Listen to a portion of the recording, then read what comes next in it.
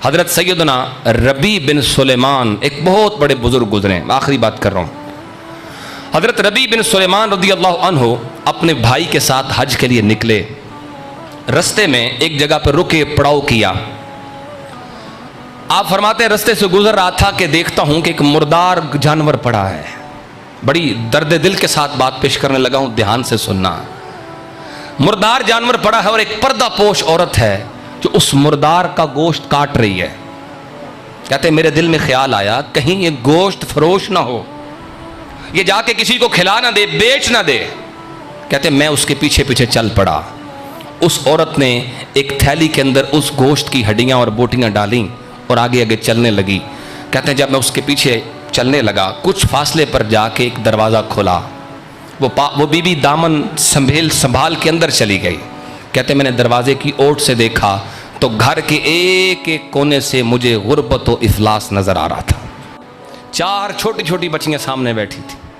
उस बीबी ने वो थैली सामने रखी और कहने लगी मेरी बच्चियों आज इसी को पकाओ और इसी पे गुजारा करो। कहते मैंने बाहर से आवाज दी बीबी रुक जाओ, खुदा के लिए इन बच्चियों को ये गोश्त ना खिलाना।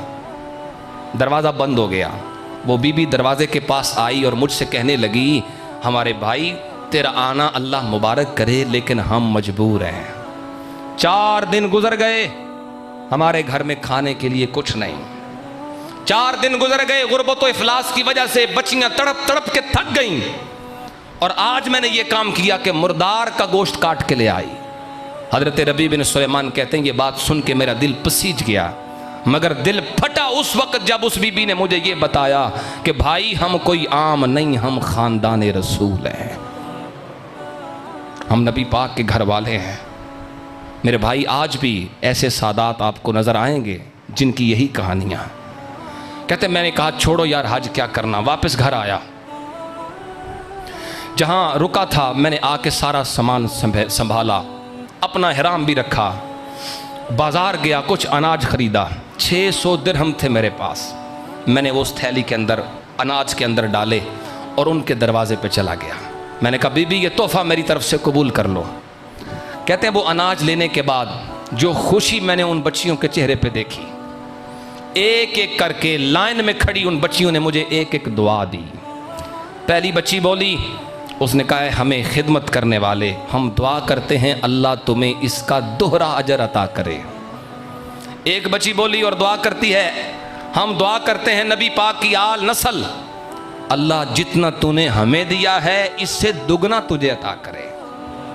एक बच्ची ने हाथ उठाए और दुआ की अल्लाह तेरी ज़िंदगी के सारे गुनाह माफ़ करे। कहते चौथी बच्ची ने जो दुआ मांगी मेरे कदमों के नीचे से ज़मीन निकल गई और आज तक मेरे कानों में वो दुआ गूंजती है। उस बीबी बच्ची ने रोते हुए कहा ऐ हमारी खिदमत करने वाले जा हम तुझे दुआ देते हैं अल्लाह तुम्हें हमारे नाना की संगत नसीब फरमाए, अल्लाह तुझे हमारे नाना की संगत अता फरमाए। मेरे भाई एक छोटी बात नहीं, किसी सैयद से ये दुआ ले लो। उसने कहा अल्लाह तुझे हमारे नाना के कदमों में जगह अता फरमाए। कहते रोता हुआ मैं घर वापस आ गया। जब वापस आया तो मेरे भाई ने मुझे तबलीग की, हज छोड़ के जा रहे हो, आधे रास्ते पे आ चुके हो, आधा रह गया है, मत करो। मैंने कहा नहीं, वापस घर आ गया। जब हाजी हज करके वापस आए, कहते हैं मैं हाजियों से मिलने गया, चलो ख़ुद तो नहीं जा सका, किसी हाजी से दुआ ही करवा लूँ। कहते मैं दुआ करवाने के लिए गया। एक हाजी साहब को मैंने कहा हाजी साहब मेरे लिए दुआ करो। वो हाजी कहने लगा यार तू मुझसे दुआ करवाता है, तू भी तो अरफात में मेरे साथ ही था। मैंने कहा यार तुझे गलत फहमी है। उसने कहा तवाफ़े काबा मैंने तेरे साथ कंधे से कंधा मिला के किया है, तू कैसे कहता नहीं था। कहते मुझे लगा कि इसे गलत फहमी है। मैं एक और हाजी के पास गया, उससे सलाम किया, उसने भी यही कहा। कहते 10-15 हाजियों से मिला, हर हाजी ने मुझसे यही कहा कि तू क्यों दुआ करवाता है, तू तो खुद हमारे साथ था।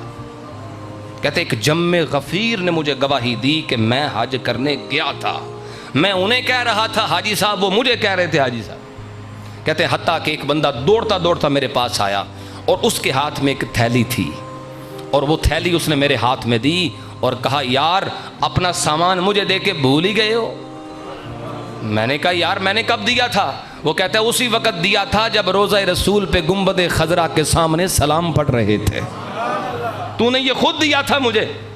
मैंने वो थैली ली, उस पर अरबी ज़ुबान के अंदर लिखा हुआ था, जो हमसे सौदा करे उसे नफ़ा ही होता है, जो हमसे मामलात करता है वो नफ़ा ही पाता है। कहते हैं वो लेकर थैली में घर चला गया, रात हुई सो गया, थैली खोली नहीं। कहते हैं ख्वाब में देखता हूँ नबियों के सरदार तशरीफ़ लाए और हुजूर अकेले नहीं आए, चारों यार भी साथ हैं, हुजूर के नवासे भी साथ हैं। नबी पाक सल्लल्लाहु अलैहि वसल्लम ने तशरीफ़ ला के मुझे अपना दस्ते मुबारक खुद अता किया। मैंने जी भर के हुजूर का हाथ चूमा और फिर नबी पाक अलैहिस्सलाम ने एक जुमला फरमाया और कितने गवाह चाहिए, कितनी गवाहियाँ और भेजें कि उसके बाद तुझे यकीन आए कि तू भी हज कर चुका है। ये जितने गवाह हैं हम भेज रहे हैं, वो गवाहियाँ दे रहे हैं आके, और कितने चाहिए, मानता क्यों नहीं? कहते मैंने अर्ज़ की या रसूलल्लाह मुझे कोई पता नहीं, मुझे कुछ भी याद नहीं, ऐसा लगता है जैसे यादाश्त ख़त्म हो गई, मैं तो नहीं गया। नबी पाक सल्लल्लाहु अलैहि वसल्लम ने फरमाया ये सारा कुछ उस अमल का सिला है जो तूने मेरी बेटी की खिदमत की है। नबी पाक अलैहिस्सलाम ने फरमाया मैंने दुआ की थी, अल्लाह ने तेरा हम शक्ल फरिश्ता बनाया, अब जब तक हज होता रहेगा तेरे नाम का हज फरिश्ता करता रहेगा। कभी सादात की खिदमत करके देखो, फिर देखो नबी पाक सल्लल्लाहु अलैहि वसल्लम की तरफ से नवाज़शात का नुज़ूल किस तरह होता है।